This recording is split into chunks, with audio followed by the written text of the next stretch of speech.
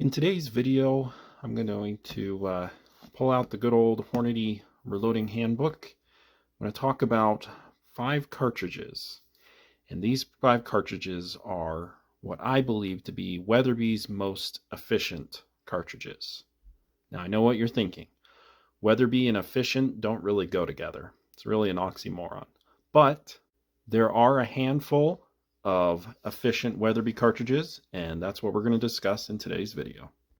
At number 5, I have the 270 Weatherby Magnum.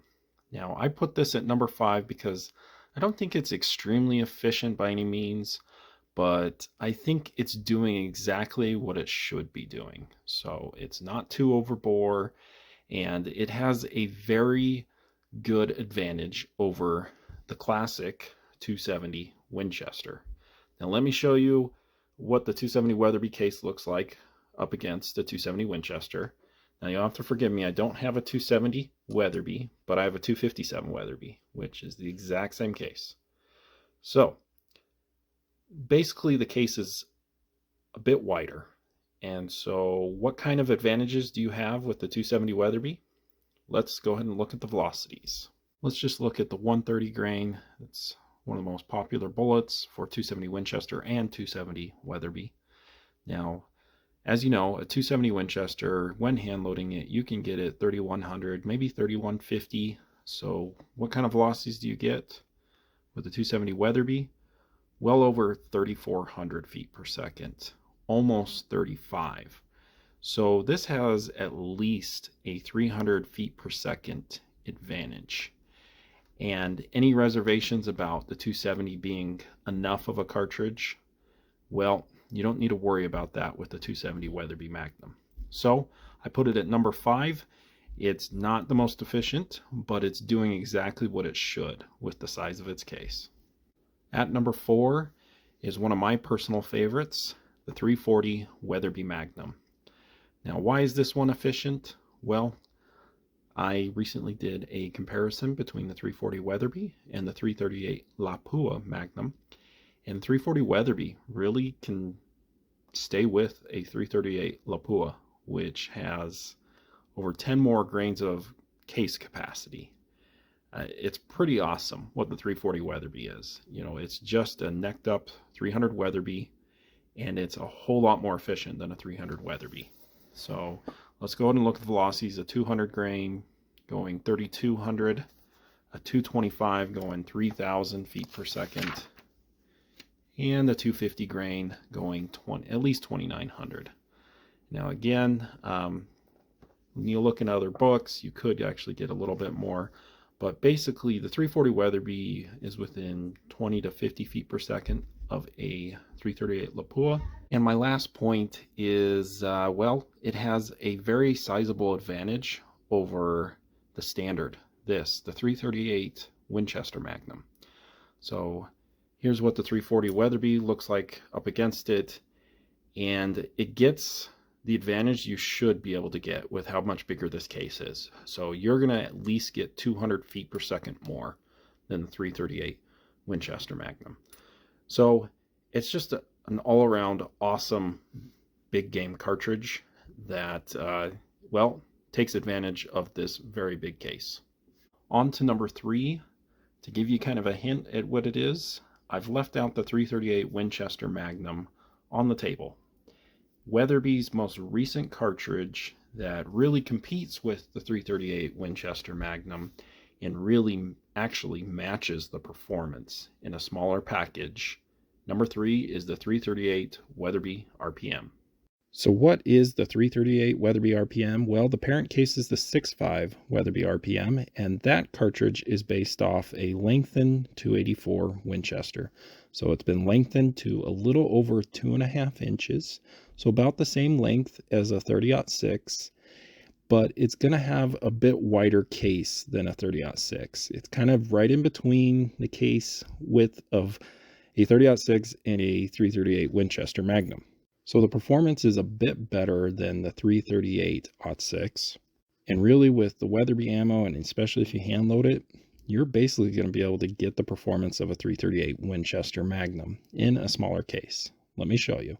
So Looking at the numbers with a 24-inch barrel, you're really getting 338 Win Mag performance. So it's a very efficient cartridge.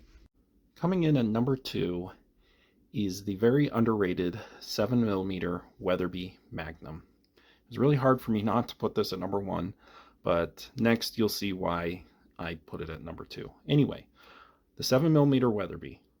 This is an extremely cool case, and you are getting so much performance with the case dimensions and size. I'll show you in a sec why. One thing I'd really like to see from Weatherby is for them to modernize their 7 Weatherby mag. It still comes only in a 1 in 10 twist. And right now people are all shooting the high BC bullets, and you really can't do that in the 7mm Weatherby. But let's go ahead and look at the performance and see why I put it at number 2. Let's just start with the 160 grain bullet, and I'm going to compare it to kind of the standard, the 7mm Rem mag. With a 160 grain class bullet, you're getting 3,200 feet per second. And in the 7mm Remington Magnum, you're getting about 3,000 feet per second. Now, yes, you can't really shoot a 175 ELDX in the 7 Weatherby, but you can shoot a 175 interlock, or if you use nozzler bullets, you can shoot this 175 partition, but apparently you can get 3,100 feet per second. What does the Rem Mag do? About 2,900 feet per second. So there's a 200 feet per second difference between the Weatherby and the Rem Mag. Now here is the 7mm Remington Magnum, and it has decent performance. But let me just show you the 7mm Weatherby. This is again the 257, but just pretend that it's necked up to 7mm, and this is what the 7mm Weatherby is. Basically identical, almost identical case dimensions. So how on earth is a 7mm Weatherby 200 feet per second faster than the 7 mag? Let's talk about it.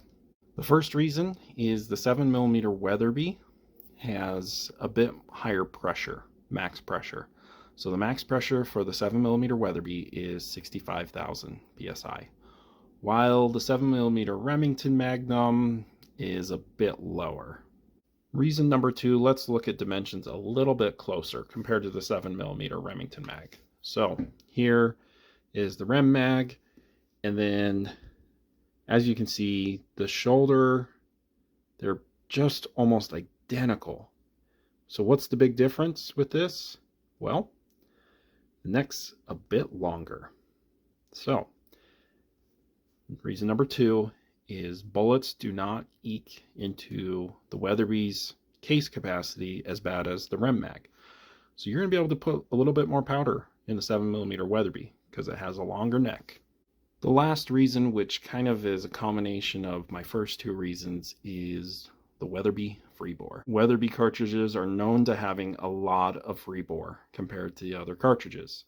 So what this does is help reduce pressure.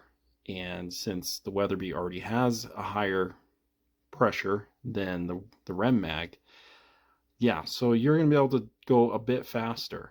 At number 1 is the 375 Weatherby Magnum. What is the 375 Weatherby Magnum? Well, the parent case is again the 300 Weatherby Magnum, but it's necked back up to 375, which, you know, the 300 Weatherby is based off the 375 H&H Magnum. And so this is basically, you could call it a 375 H&H improved with the Weatherby shoulder. Despite this being on the brink of being a dead cartridge because of the 378 Weatherby Magnum, this is a really good performer. So let's just look at the numbers. Hornady offers 2 bullets, or I guess 3 bullets, my bad. 270 going 2,800 feet per second. Now the 375 H&H can do 27. It's not a huge difference, but the difference you start to see is with the heavier bullets. With the 300 grain, 375 is doing it at 2,700. 375 H&H, only 2,500.